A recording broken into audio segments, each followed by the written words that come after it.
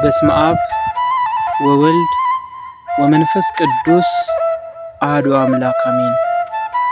አንድ አምላክ በሚሆን በአብ በወልድ በመንፈስ ቅዱስ ስም አምነን ሶስትነትን ያለማስቀደም ያለማስከተል በዕለተ ሐሙስ የሚነበብ የመድኃኔ ዓለም ድርሳን በእግዚአብሔር ስም እናነባለን።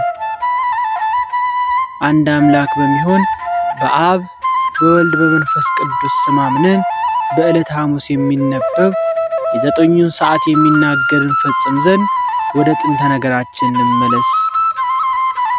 በዚያን ጊዜ የቀደሙ አባቶች ነቢያት የመድኃኔ ዓለምን ሞት አይተው አባቱ ለምን ትተኛለህ? ንቃ፣ አቤቱ ተነሳ፣ ለዘለዓለሙ አትተወን፣ ከክፉ ቦታ አሰቃይተናልና የሞት ጥላም ሸፍኖናልና ወደ ጠላቶቻችን መልሰናልና ጠላቶቻችንም እንደ በጎች ተነጣጥቀው በሉን ዘንድ ሰጠህን እያሉ ፈጽመው ጮሁ። ዳዊትም አቤቱ አምላኬ ተነሳ፣ እጅህንም ከፍ ከፍ ትበል፣ ችግረኞችንም አትርሳቸው። አቤቱ ተነስ እርዳን፣ ስለ ስምህ አድነን እያለ ጮኸ። በዚያም ጊዜ እኔ ተኝቼ ሳለ ነፍሴ ነቃች ናታ እያለ እርሱ ተነሳ። መለኮትም ከነፍስ ጋር ወደሚጠሩት ነቢያት በአካለ ነፍስ ወደ ሲኦል ወረደ። ነገር ግን መለኮት በእንጨት ላይ መስቀል ላይ ከስጋውም ዳይን ጥቀሻ ያህል በምንም ሰዓት አልተለየውም።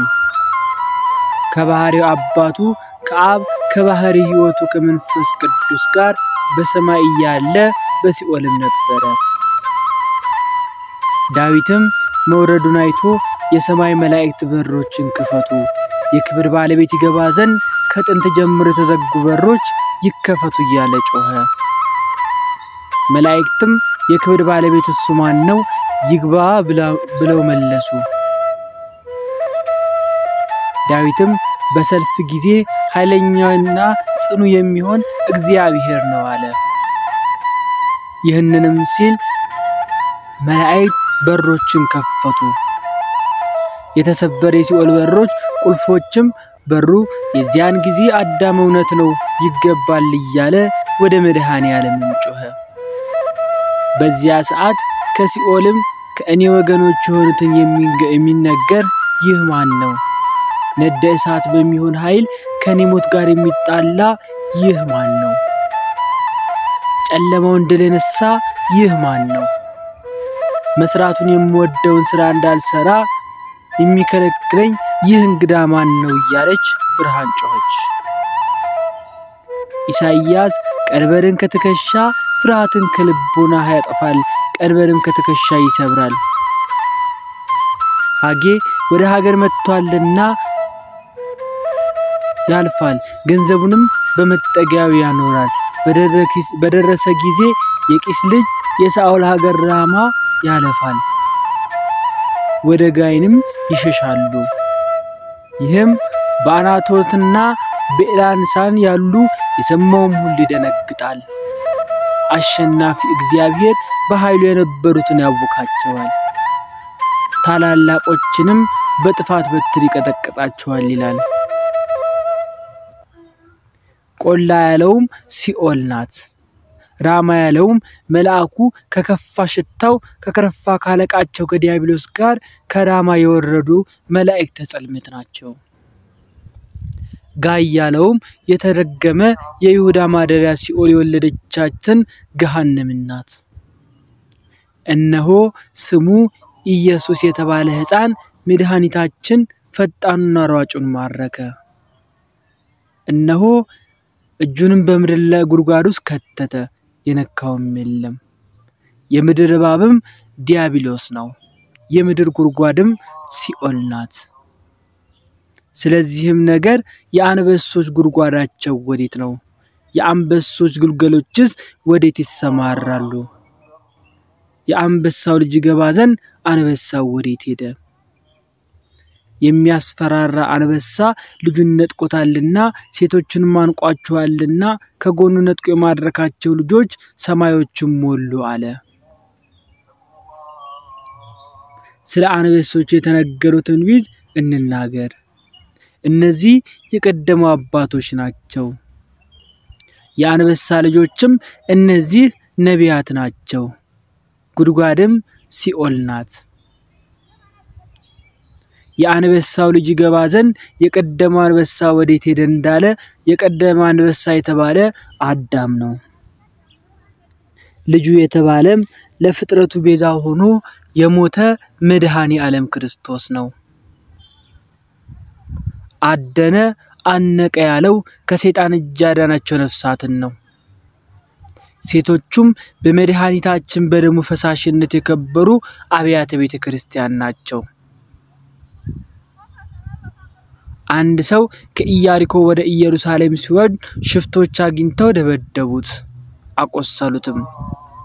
ሰውነቱን እንደሞት አይተው ትተውት ሄዱ። አንድ ካህን በዚያች ጎዳና ሲወርድ አይቶ ቸል ብሎ ትቶት ሄደ። እንደዚሁም ሌዋዊ በዚያ ቦታ አገኘው፣ አይቶትም ቸል ብሎ ትቶት ሄደ። ዳግመኛም አንድ ሳምራዊ በዚያች መንገድ ይወርድ ዘንድ ሲሄድ አገኘው፣ አዘነለት። ወደ እርሱም ቀርቦ ወይንን ጨመረለት፣ ቁስሉንም ቀባለት። በአህያውም አስቀምጦ የእንግዶችን ቤት ወደሚጠብቀው ወሰደው። ያድነውም ዘንድ ለመነው፣ አዳነውም። በማግስቱ 2 ዲናርን አውጥቶ አድንልኝ፣ ስለሱ ያወጣህለት ቢኖር እኔ ስመለስ ሁሉን ከፍላለሁ ብሎ ለእንግዳ ቤት ጠባቂው ያለው። እነሆ የወንጌል ትርጉም ይህ ነው።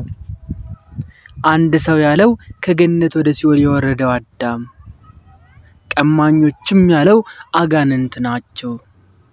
ሌዋዊ ካህን ያለውም አሮንን ነው። ሳምራዊ ያለው ግን ይህ መድኃኒታችን ኢየሱስ ክርስቶስ ነው። አህያ ያለውም ኦሪትን ነው። ቅባትም ያለው ወንጌልን ነው፣ ወይንም የሃይማኖት ምሳሌ ነው።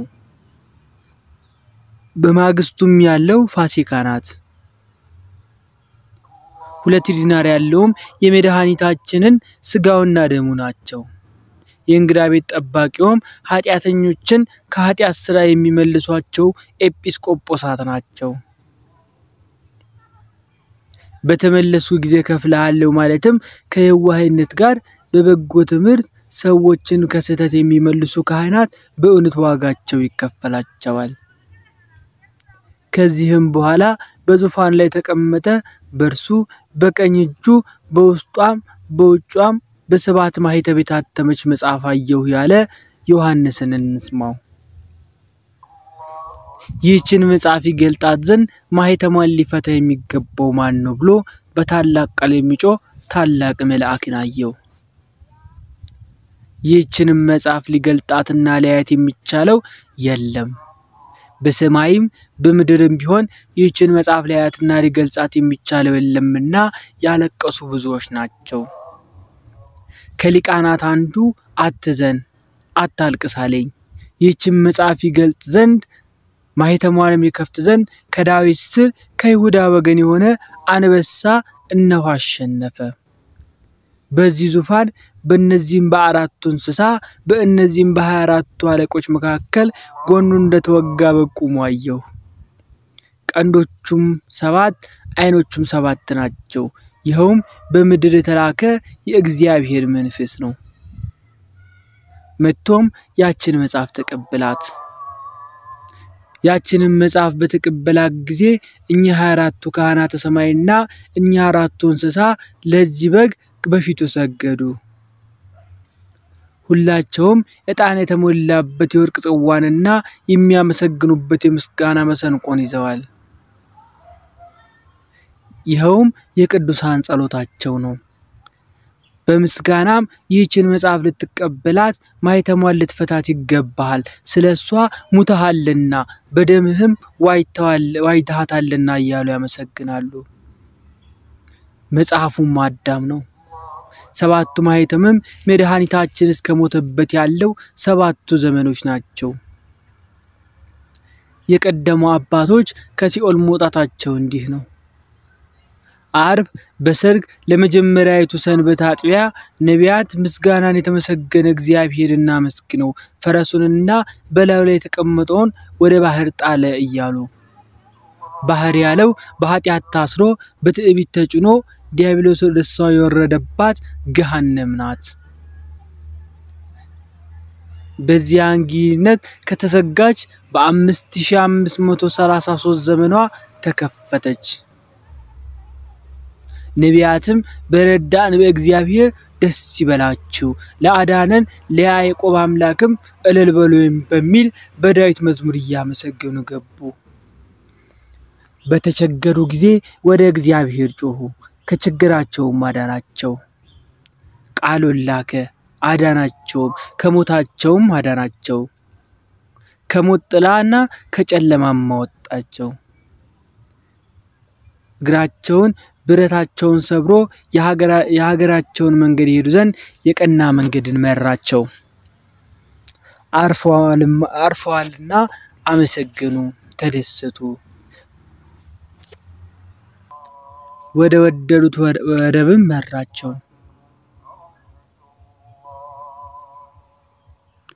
ሕዝቡን አድኗቸዋልና የእግዚአብሔር ቸርነቱን ድንቅ ስራውን ለሰው ልጆች ንገሩ። ወደ ምስጋናውም ተራራ ወሰዳቸው። ሰውነታቸውም እንደ ወፍ ከአዳኝ ወጥመድ አመለጠች። ወጥመድ ግን ተሰበረ፣ እኛም ዳንን። እነሱም በእግዚአብሔር ረዳትነት ዳኑ እንደተባለ። የዚያን ጊዜ ኢሳይያስ እግዚአብሔር እንዲህ ይላል፣ በአሕዛብ ሥርዓት ምድርን ታቅናና የአዳምን ርስት ትወርስ ዘንድ በተመረጠች ቀን ሰማሁ፣ በመዳንም ቀን ረዳሁ ያለው ደረሰ፣ ተፈጸመ። 50 እስረኞችም ውጡ አላቸው፣ በጨለማ ያሉትንም አበራቸው። በጨለማ ያሉትንም አበራላቸው። አይራቡም አይጠሙም፣ የፀሐይ ዋይም አያቃጥላቸውም። የሚመራቸው ይራራላቸዋልና ወደ ውሃ ምንጭም ያመጣቸዋል። የዚያን ጊዜም እግዚአብሔር ይቅር ብሏልና ከተራሮች ከምድር ደስታን ያመነጫል። የተቸገሩ ወገኖችን ሁሉ ደስ ያሰኛቸዋል። እንደዚሁም ሁሉ ሆሴዕም በልጁ ሞት የማይጨክን ጥበበኛ ልጅ ከሞት እጅ ተቤዣቸው፣ ከሲኦልም አዳናቸው። የመድኃኔዓለም ይቅርታውና ቸርነቱ ከሁላችን ጋር ይሁን። ወስብሐት ለእግዚአብሔር ወለወላዲቱ ድንግል ወለመስቀሉ ክቡር። ይቆየን።